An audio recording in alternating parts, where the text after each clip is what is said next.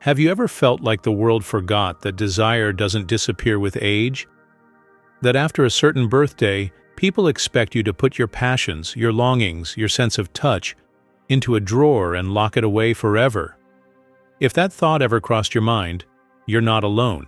There's a quiet misconception out there, one that whispers that intimacy has an expiration date. That romance, connection, pleasure, all of that is for the young. But let me tell you something that might surprise you. Some of the most profound, satisfying, and real moments of intimacy often come after 60. Maybe you're watching this and thinking, at my age, is this still even normal to talk about? Yes, absolutely yes. In fact, it's more important now than ever, because while our bodies may change, our hearts still beat with the same rhythm. Our minds still crave connection, and our skin still remembers what warmth feels like. Today, we're going to have an honest, respectful, and liberating conversation about sex after 60. About what really happens, what changes, what doesn't, and why you should never feel ashamed for still wanting love, closeness, or pleasure. Now I get it. This topic isn't always easy to talk about. Maybe you grew up in a time when sex was only whispered about behind closed doors or not talked about at all. Maybe the idea of opening up feels too vulnerable, or you're afraid someone will judge you. But here's the truth. The only thing outdated is the silence. You're still alive, still feeling, still human, and your story matters. So let's start with the elephant in the room, the myth that sexual desire dies with age. That once you hit retirement, you're supposed to trade in passion for bingo cards and prune juice. Nothing could be further from the truth. In fact, studies show that many people remain sexually active and interested well into their 70s, 80s, and beyond. What changes isn't the desire. It's the way we experience and express it. Take Robert, 74, from Tucson, Arizona. After losing his wife of 43 years, he believed that part of his life was over. "I thought I'd never feel close to anyone again," he told me. But after a few years of grief, he began forming a friendship with a woman from his church. It started with conversations over coffee, shared stories, quiet walks, and then, one evening, a kiss. It wasn't like when I was 20, he laughed. It was better, slower, more meaningful. We both knew how precious it was. You see, intimacy after 60 isn't about performance, it's about connection. And in many ways, it's even richer because it's not about proving anything anymore. It's about being present, about being seen and held exactly as you are. But here's another truth no one tells you. Your body will change.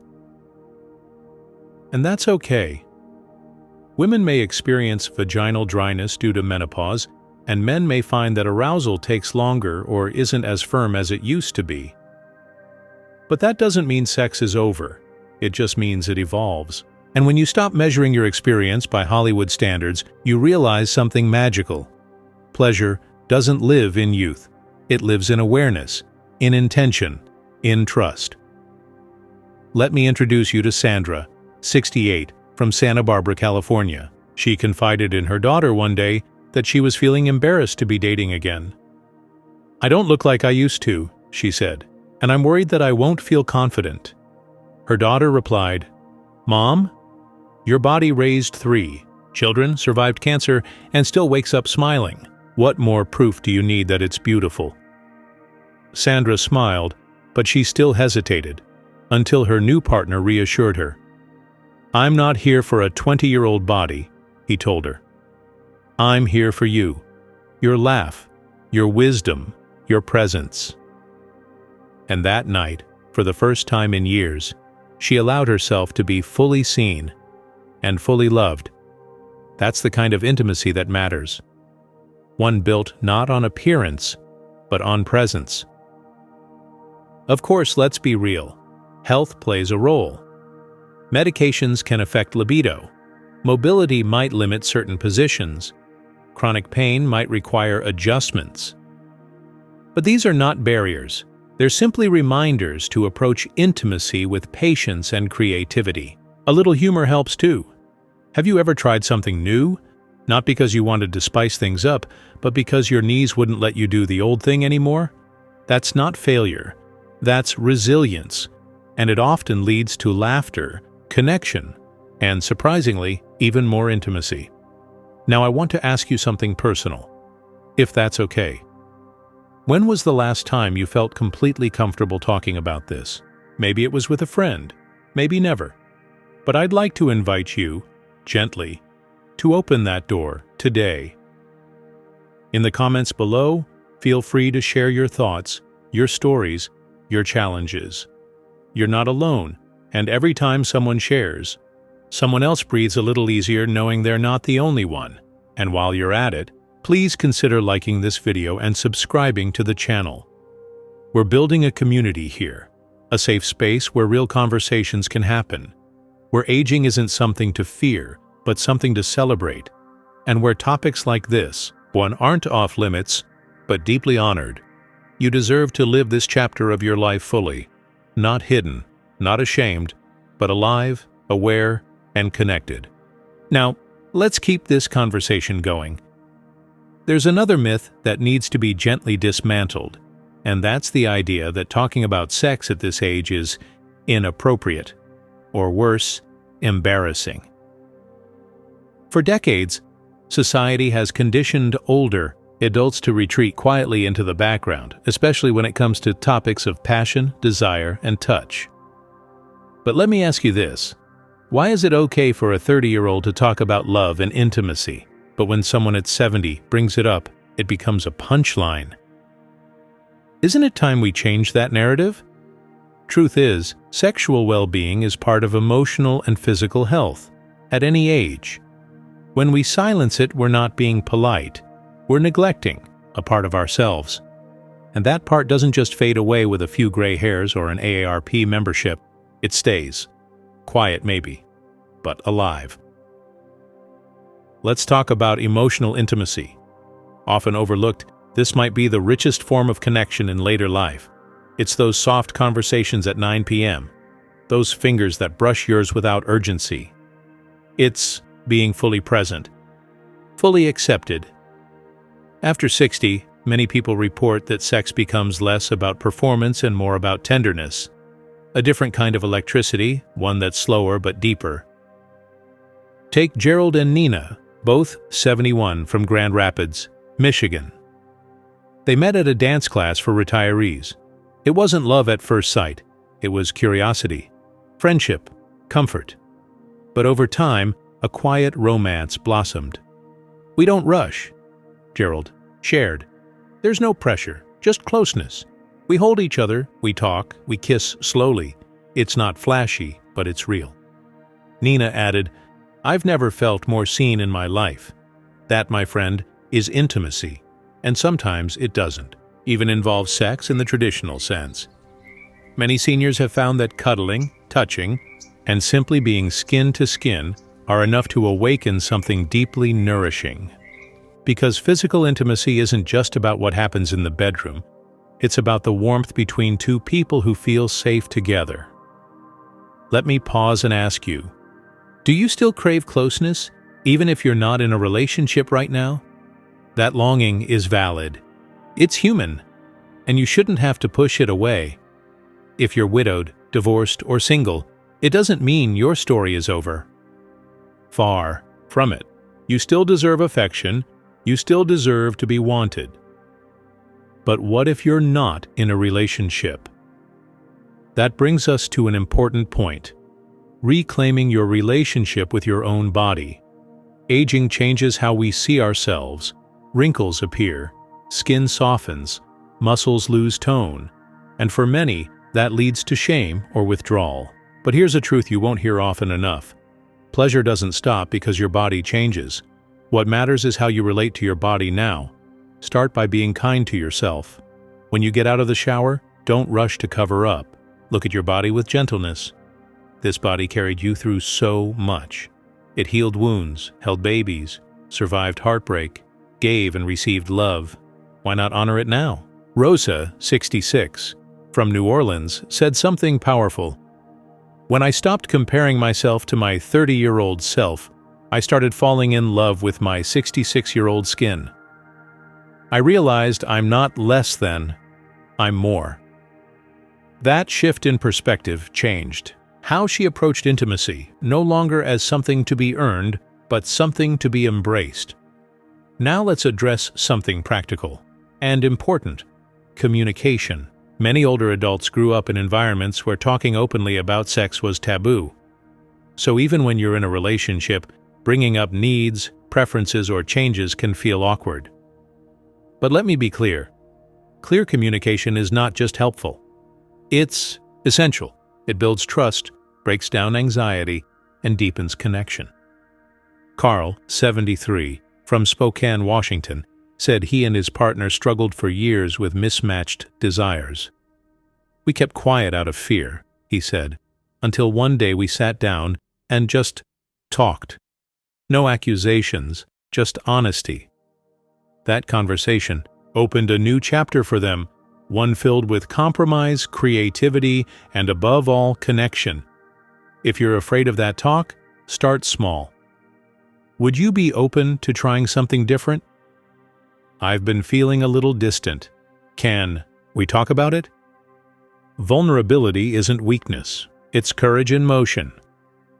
Before we continue, I want to thank you for staying with me in this conversation. I know it's personal. I know it may stir emotions, maybe even memories. But your presence here is a powerful reminder that aging does not mean fading. It means evolving. And evolving means reclaiming every part of your humanity. And if you're finding this video meaningful, please hit the like button and subscribe. It might seem like a small thing, but it helps more people find this kind of safe, honest content. And the more of us that talk about it, the less alone we all feel. Are you ready to keep going? Let's talk about some of the unique joys and challenges of dating and intimacy in this stage of life. Let's continue this intimate conversation with something that is rarely addressed, but deeply felt: the role of vulnerability in intimacy after 60. Many people think that after a certain age, intimacy becomes irrelevant or unnecessary. But here's the truth. Intimacy only becomes richer with time, if we allow it. It's not just about the physical act, it's about connection, comfort, and the courage to show up fully as you are. For many, this can be the most emotionally rewarding time to rediscover sensuality, free from the expectations and pressures of youth. Take Ruth, 71, from Omaha, Nebraska. After losing her husband, she believed her romantic life was over. But years later, she met someone through a gardening club and found herself blushing again, like a teenager. "I didn't know my heart could open again," she said. It wasn't about sex. Not at first. It was about being seen. Another truth that can't be ignored. Physical changes are real, but they don't define you. Dryness, slower arousal, hormonal shifts, they happen, yes. But with open conversation and the right support, whether it's medical, emotional, or relational, these can be navigated. Walter, 74, from Tucson, Arizona, shared that after his prostate surgery, he thought intimacy was gone for good, but with patience, communication, and time, he and his wife found a new rhythm. "It was different," he said, "but it was real. It was us." Intimacy might change, but that doesn't make it less powerful. Sometimes it makes it even more profound. Before we move to the next point, let me ask you, do you think intimacy is still important after 60? Or have you ever been surprised by a moment of connection later in life? Drop your story in the comments. Your experience could inspire someone else who's feeling alone. And if you believe more seniors should hear messages like this video, and subscribe. You never know who you'll help just by sharing. Let's continue with something that still carries far too much: shame. Desire. Many people in their 60s, 70s, even 80s still experience desire, but feel embarrassed to talk about it. They worry it's inappropriate, or that others will mock or dismiss them. But here's the thing. Desire doesn't retire. It might shift, evolve, or deepen, but it never vanishes. Florence, 79, from Providence, Rhode Island, said, "I still want to feel wanted. That doesn't stop just because the candles on my cake are multiplying." The truth is, the longing to be touched, seen, cherished, that's human. And you're still human, still worthy of pleasure and presence. And we can't leave out this reality. Intimacy after 60 often requires more communication. And that's a gift. In youth, things may happen fast, often without much talk. But later in life, talking becomes part of the connection. Discussing needs, comfort, consent, desires. It becomes not only helpful, but bonding. George, 68, from Savannah, Georgia, started dating again after divorce and said, "We talk more now, about everything, and that's made the physical part even better." I never thought I'd say that at this age. So, if you're entering a new relationship or trying to rekindle an old one, start with your voice. That's where trust begins. In a world that often erases the sexuality of older adults, this conversation matters. You matter. Whether you're partnered, single, widowed, or dating again, your body, your desires, and your emotional needs are still valid. There is no expiration date on intimacy. There is no shame in longing for connection. There is power in honoring your truth, whatever it looks like. If this message spoke to you, leave a comment. Share what intimacy means to you now. Let's build a community that doesn't judge age, but celebrates life in all its stages. Like, share, and subscribe to support this message and help others rediscover joy and connection, no matter their age. And remember, the heart doesn't know how old you are. It only knows when it feels alive.